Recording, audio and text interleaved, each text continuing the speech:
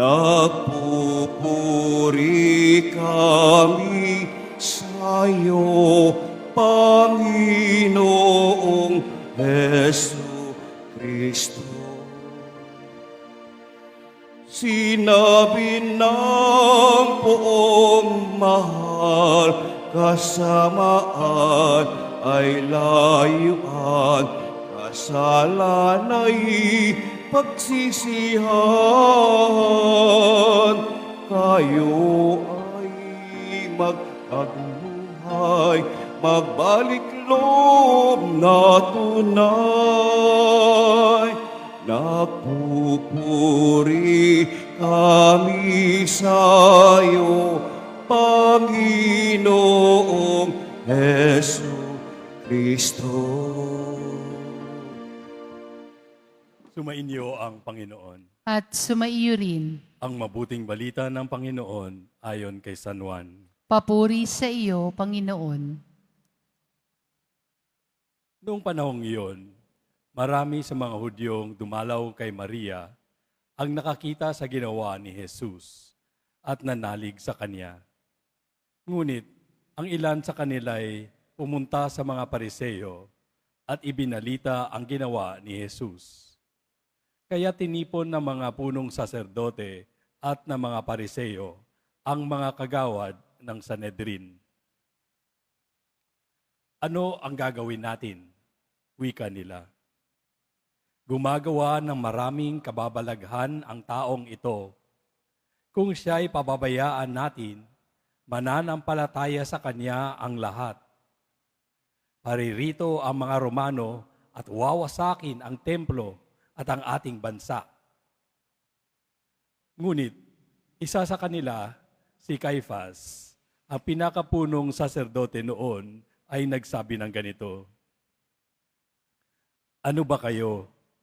Hindi ba ninyo naiisip na mas mabuti para sa atin na isang tao lamang ang mamatay alang-alang sa bayan sa halip na mapahamak ang buong bansa?" Sinabi niya ito hindi sa ganang kanyang sarili lamang. Bilang pinakapunong saserdote ng panahong iyon, hinulaan niyang mamamatay si Jesus dahil sa bansa. At hindi dahil sa bansang iyon lamang, kundi upang tipunin ang nagkawatak-watak ng mga anak ng Diyos.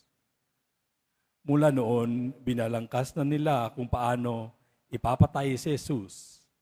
Kaya't hindi na siya hayagang naglakad sa Judea. Sa halip, siya ay nagpunta sa Ephraim, isang bayang malapit sa ilang, at doon siya nanirahang kasama ng kanyang mga alagad. Nalalapit na ang pista ng Paskwa. Maraming taga-lalawigang pumunta sa Jerusalem bago magpaskwa upang isagawa ang paglilinis ayon sa kautusan. Hindi nila nakita si Jesus sa templo, kaya't nagtanungan sila, "Ano sa akala ninyo? Paririto kaya sa pista o hindi?" Ipinag-utos ng mga punong saserdote at ng mga Pariseo na ituro ng sinumang nakaalam kung nasaan si Jesus upang siya'y maidakip nila. Ang mabuting balita ng Panginoon. Pinupuri ka namin, Panginoong Hesu Kristo. Magsiupo muna po ang lahat.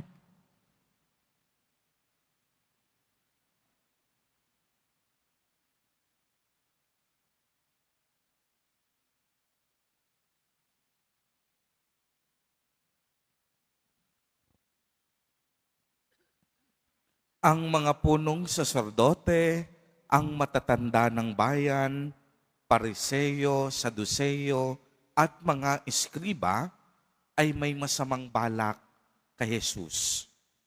Marami na silang naririnig na ginagawa at ipinapangaral ni Jesus. Higit nilang kinabahala ang pagdami ng taong sumusunod kay Jesus Nazareno. Mas higit pa nilang ipinangamba, lalo na ng mga punong saserdote, ay noong binuhay ni Jesus ang kaniyang kaibigang si Lazaro. Kaya nais ng ilang mga pinuno na siya ay ipadakip at ipapatay. Subalit sabi naman ng iba na huwag kumilos ng pabugso-bugso sapagkat aalsa ang taong bayan. Kaya narinig natin sa Ebanghelyo na minungkahi na Caiaphas na mas mabuti ang isang tao ang ipapatay nila kaysa ang buong bayan ng Judea ang magdusa.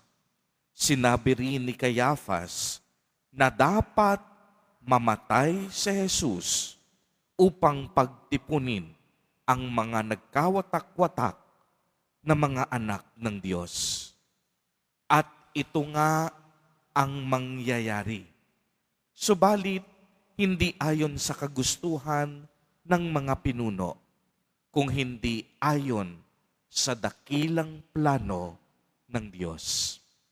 Uulitin ko po, ang mangyayari kay Jesus Nazareno sa mga susunod na araw na ating pagninilay, hindi ayon sa kagustuhan ng mga pinuno, kung hindi ayon sa dakilang plano ng Diyos.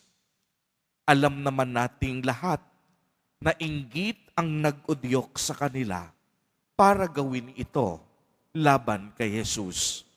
Magtagumpay man sila sa kanilang plano, mangingibabaw pa rin ang dakilang plano ng Diyos.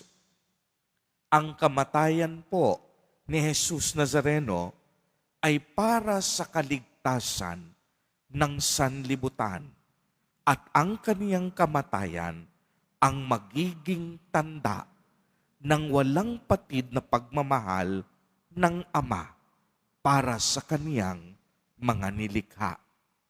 Pagmamahal para sa ating lahat na punong-puno ng pagkukulang at kasalanan. Nakalulungkot isipin na kung sino pa ang gumagawa ng mabuti ay siya pang napapahamak. Kung sino pa ang mabuti, siya pa ang sinisiraan at hinihila pababa. Kung sino pa ang mabuti, siya pa ang ginagawan ng masamang balak. Nakalulungkot isipin na sa kabila ng kabutihan ng Diyos, marami pa rin sa atin ang nagtatampo at nagagalit sa Kanya kapag ang panalangin natin ay hindi agad sinasagot. Nakalulungkot isipin na sa kabila ng kabaitan ng Diyos, patuloy nating itong inaabuso sa paggawa natin ng mga masasama at ng kasalanan.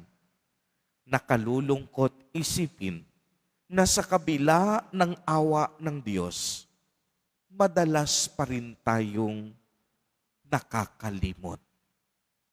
Subalit, kagaya ni Jesus Nazareno, ipinakita niya na ang isang mabuti, kahit nasa gitna ng kasamaan, mananatiling mabuti.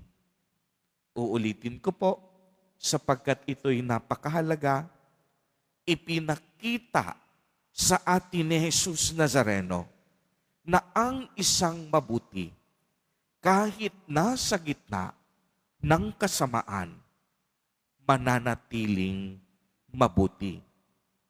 Hindi siya magpapaapekto. Hindi siya magiging masama dahil masama ang nasa paligid niya. Subalit sa gitna ng kasamaan, magniningning pa rin ang kaniyang liwanag dahil siya ay mabuti. Ibig sabihin, ang mabuti kailanman hindi mababahiran ng kasamaan. Ang mabuti sa bandang huli, laging magtatagumpay laban sa kasamaan. Amen.